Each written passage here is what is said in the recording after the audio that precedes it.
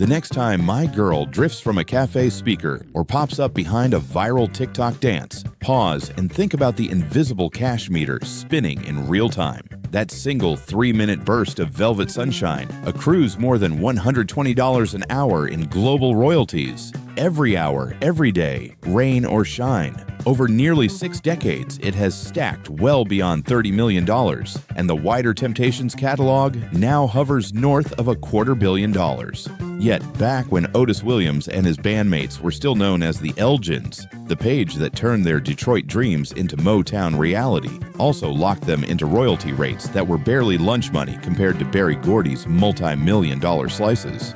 Tonight, we're prying open accounting ledgers Motown never wanted you to see, wandering through Beverly Hills mansions and abandoned Memphis estates, and sliding behind the wheel of gold-plated Cadillacs that once turned city streets into private catwalks. We'll uncover feuds so fierce security guards barricaded dressing room doors, heartbreaks so deep they finished careers, and a modern-day copyright war that could rewrite how classic artists are paid in the streaming age. And when the dust settles, one 90-something survivor will show us how he's still outmaneuvering billion-dollar labels to keep the legacy and the checks alive. Buckle up. The harmonies are sweet, but the backstory is blues black. But to grasp why cash kept flowing in the front door while the singers fought eviction notices at the back, we have to travel to one buzzing building on West Grand Boulevard, Detroit, 1961.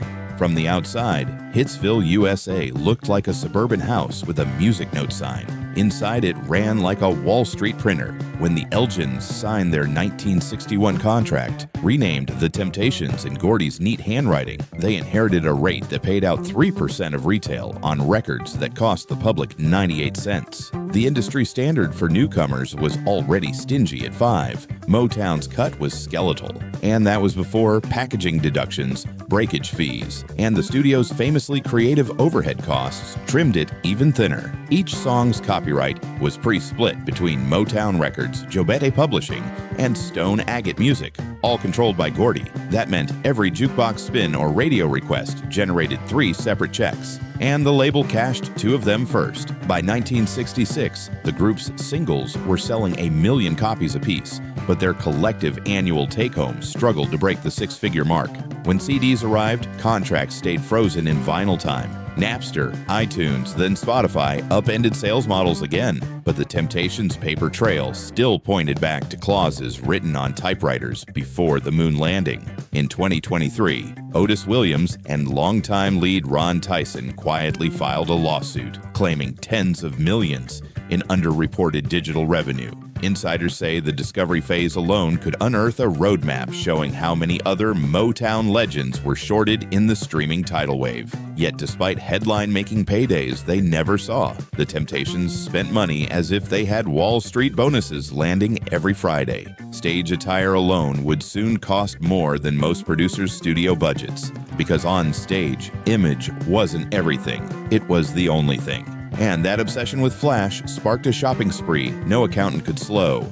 Picture 5 silhouettes gliding out of darkness and snapping into a starburst of synchronized precision. Lapels shimmering like fish scales, patent leather shoes slicing semicircles into stage lights. By 1968, the group's wardrobe budget topped $250,000 a year, an astronomical sum for any act, but especially for a black group navigating segregation-era venues. Tailors in Harlem and Hollywood traded overnight shipments of silk, brocade, and rhinestones, trying to outdazzle each other. Every television booking demanded a brand new palette: crimson tuxedos for Ed Sullivan, mint green sharkskin for Shindig, snow white military jackets for a Christmas special no one remembers, but everyone kept on VHS. Offstage, horsepower became the 6th member. David Ruffin tooled around Detroit in a 1966 Cadillac Eldorado dipped in 24-karat plating, its floor mats lined with mink, and its trunk always stocked with Moet for impromptu after-parties. Eddie Kendricks preferred subtle class, a midnight black Rolls-Royce Silver Shadow with monogrammed sterling ashtrays. Melvin Franklin worshipped raw torque. His 1970 Dodge Challenger, engine bored out and tuned by a NASCAR mechanic, made the asphalt tremble outside Hitsville whenever rehearsal wrapped. Fast forward to 2025, and Otis Williams is still a rolling headline. an iridescent Rolls-Royce Ghost prowling Mulholland Drive, its spirit of ecstasy replaced by a custom Temptations microphone. Inside, the in-dash screen loops vintage concert footage while the backseat fridge chills kombucha, doctor's orders at 83. The image machine worked. Magazine spreads drooled over the 5 best-dressed men in show business, and kids copied their choreographed finger snaps at teen club talent shows. But the sharper the threads, the deeper the fault lines forming between egos. And the crack first showed in a rehearsal room, thick with August humidity and thicker with resentment. Because glamour is cheap to buy on credit, but bitterness collects interest at double digits. August 1968. The band is running harmonies for an upcoming TV special when David Ruffin, late and wearing a mink coat in 80-degree weather, announces he won't sing unless the marquee outside reads David Ruffin and the Temptations. Otis Williams frowns, Eddie Kendricks curses under his breath, and road manager Shelley Berger hits the hallway phone to find Berry Gordy. Within hours, Ruffin's ultimatum splashes onto music gossip pages. The soft-spoken prodigy with a thunderbolt voice has staged a coup. What fans didn't see were the silent wars already in progress. Kendricks had been lobbying for a full audit, arguing that the group's statements looked suspiciously thin. Paul Williams worried Gordy's focus had shifted to a prodigious kid named Michael Jackson, and Motown, eager to quash unrest, called Ruffin's bluff. He was fired mid-tour, replaced by Dennis Edwards so fast some marquees never even switched names. But Ruffin didn't go quietly. He trailed their bus from gig to gig, stormed green rooms demanding stage time, and once leapt on a Las Vegas stage mid-set, grabbing a mic to thunderous applause before security dragged him away. At one point, rival Temptations lineups circulated. Flyers advertised the original Voice of My Girl in one town, while the official Motown entourage played the next county over. Lawsuits rained like confetti. Breach of contract, defamation, unfair competition. Promoters tried to stay neutral. Fans just bought any ticket with Temptations on it and hoped somebody from the classic lineup would appear. All the while, Gordy's share of box office receipts rose. 2 touring acts meant 2 cuts of the gate. Inside this hurricane of pride and paranoia, addiction flickered like a pilot light waiting for oxygen. Rehearsals became shorter, tempers became hotter, hotel room service tabs exploded. And when the dam finally burst, it wasn't in a courtroom. It was in hospital corridors and funeral homes. Because the fight for center stage is brutal, but the fight for your own life is something else entirely. David Ruffin's battle with cocaine started as a whisper. Backstage, late arrivals, sniffles chalked up to allergies. But by the late 80s, it was front-page news. Friends tried interventions, managers booked rehab stints, yet the voice that could bend steel kept chasing a faster high. On June 1st, 1991, Ruffin collapsed in a Philadelphia crack house, cab fare still in his pocket, and was pronounced dead hours later. Autopsy, overdose. He was 50. Eddie Kendricks fought a quieter war. Years of cigarettes rasped his glass fragile falsetto. In 1992, doctors discovered lung cancer. Rather than fade, Kendricks recorded farewell vocals for a charity single, then taped an anti-smoking PSA now screened in health classes. He died that October, just shy of 53. Paul Williams' tragedy reads like a noir script. After grappling with alcoholism and depression, he was found slumped in an alley behind a disused Detroit car lot in 1973, a revolver near his hand. Official verdict, self-inflicted. Family members insist the angle of the wound doesn't add up. Rumors of mob debts and record label enforcers still circulate in barbershops from 8 Mile to Beverly Hills. Melvin Franklin endured relentless bone and muscle pain treated with high-dose steroids. The medication saved his voice but destroyed his heart. He collapsed in 1995, age 52. Dennis Edwards outlived most of his brothers, but complications from meningitis ended his run in 2018. Each funeral fed the legend. Mourners spilled onto sidewalks, mayors ordered procession routes lined with gospel choirs, and radio stations played 8-hour tribute blocks. Yet every eulogy also amplified an uncomfortable truth. While Motown's catalog minted millions on every format, the men behind the microphone were exiting stage left without seeing even modest retirement funds. That brutal reality sharpened Otis Williams' focus. He had buried friends, watched lawyers siphon royalties, and sworn that history would not repeat, not on his watch. Otis Williams greets visitors at his Beverly Hills gates with the ease of a man who has studied every Machiavelli footnote in the music business. He knows the gardener's schedule, the optimum lighting angle for Grammy case photographs, and the name of the cat that roams the back hedge. At 83, he still clocks more tour dates than artists 50 years younger, because every time a packed theater rises for Just My Imagination, it's not just nostalgia, it's leverage. His $4 million hillside estate doubles as a time capsule. The foyer chandelier is custom-blown Murano glass shaped like a treble clef. The hallway is lined with gold and platinum plaques, stretching farther than some museums. Past the kitchen, monogrammed Le Creuset cookware, of course, lies a recording nook where Williams lays down guide vocals for the ever-rotating Younger Temptations lineup. He calls his survival ethos the 4 rules. Warm up before every sound check. Cold vocal folds lose lawsuits. Read every clause twice. Lawyers copy-paste. Your pension depends on what they missed. Smile wider than the spotlight. Audiences forgive flat notes, never bad vibes. Keep moving, physically, financially, geographically. A voice on the road is a brand. A voice at home is a memory. His philanthropic wing distributes scholarships to Detroit music students, and his annual Motown Golf Invitational funds rehab grants for musicians. Asked how he keeps pace, he grins. I out-tour my demons. But reinvention, not endurance, would soon pour rocket fuel on the legacy. Which brings us to a Broadway marquee flashing 5 familiar silhouettes and 1 audacious title. When Ain't Too Proud, The Life and Times of the Temptations opened at the Berkeley Repertory Theater in 2017, critics predicted a niche nostalgia show.